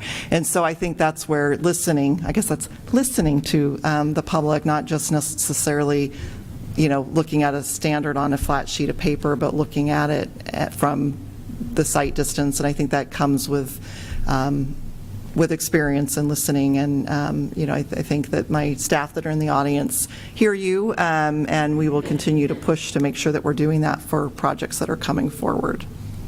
Thank you. Mr. Mayor, again, Councilor for Carey. clarity on my part, please.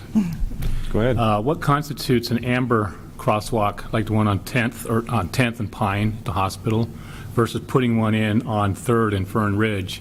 People coming down from 22 heading east or west on Fern Ridge hit 45 miles an hour, and then it drops to 35 real quick, and then you're coming up on the hill and you got the crosswalk. It's dark. Why an amber at the hospital but not up on 3rd? I don't have an answer for you right now. I can certainly look and see I think it's just based on sort of warrants, and I know that we had some consultants help design a solution for the 3rd and Fern Ridge, and it was determined that we do need more. We need to stop people, and just a plain crosswalk isn't safe in that location long-term. But I don't know, I can't answer the question of what those Okay. threshold It's very differences dark are, there, but we too. can get back to you. I just hate to see another fatality Mm-hmm. at that spot. And I will, and I think you guys know if you read my update, and I'm not going to say anything super official, but it's not official, but my understanding is that we are on the recommended list, or we will be on the recommended list for funding for a crossing improvement at 3rd and Fern Ridge. So if that comes to fruition, that will be a great project that we don't have to pay for. I was waiting for you to say that. Well, I didn't want to say that because I said it wasn't official yet. So does that look like us, because we were talking about like having a crosswalk there doesn't mean that it is crossable, so that is the more kind of visible, like. I think it's even a step above that. I think it's actually like a stop activated where it will actually stop traffic, I believe. Anybody else from council? Okay. Only request I have, Julia, is I would like staff and council to consider returning to pre-COVID days for council meetings. And what I mean by that is previous to COVID, we had all of staff present. We were able to engage a little bit, and they are, I'm saying up formally. So what I would like to see is do some of that dais back there and get us a new one. And then have staff present in much the same manner we are now. And that way there can be a little bit more openness to the meetings and a little bit more dialogue with your folks. And they will be able to answer questions maybe a little bit as they arise, and just have a more cohesive meeting between council and staff. That's it. That dais is just sitting back there. Yeah, I think that So my lonely. understanding is that kind of is falling apart. Yeah. We have looked in the past at what new dioceses will cost, and it's not necessarily cheap, but we can look again and present some I bet you the options. Public Works folks in Almsville that built that little deal. Yeah, I have to look at theirs because Yeah. I did hear that Yeah, they so did that. if there's anything else, anybody else have anything, last thoughts? I do have something, Go Mr. ahead, Mayor. Councilor. At our last meeting, I, for some reason, thought we had already talked about the tree lighting, and thank staff for that. And so I know that this is a month late, but my kids are still talking about the tree lighting, and then even dinner with some friends, we were talking about how well attended that was. Councilor Patty, do you recall the Love and Oven said that how many people came through? I want to say they had like 1,000 or something like that, all told. More Because than they were that. doing cookie decorating, but all those people were coming, from the library, coming to the downtown area. So just want to thank all the staff for doing that. Melanie, thank you for putting that together. The tree looked awesome. All the downtown businesses that participated, and all the hard work that you guys put into. Our community is really hungry for activities and things to do, and it's obvious when we have things like that, and that shows. So thank you for all the hard work that you put into that.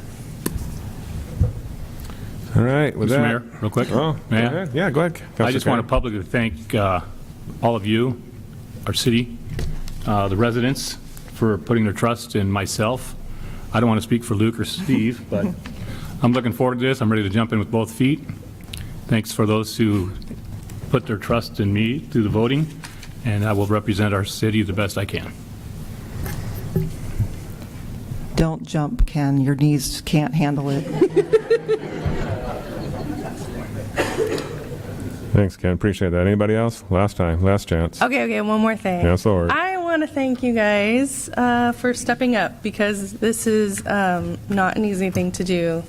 So I appreciate you wanting to put forth the time and effort, and Councilor Sims for you wanting to do it again. So thank you guys, and good luck. And with that, we're adjourned. Let's make it 24. 24. Oh, I know, dude, I know.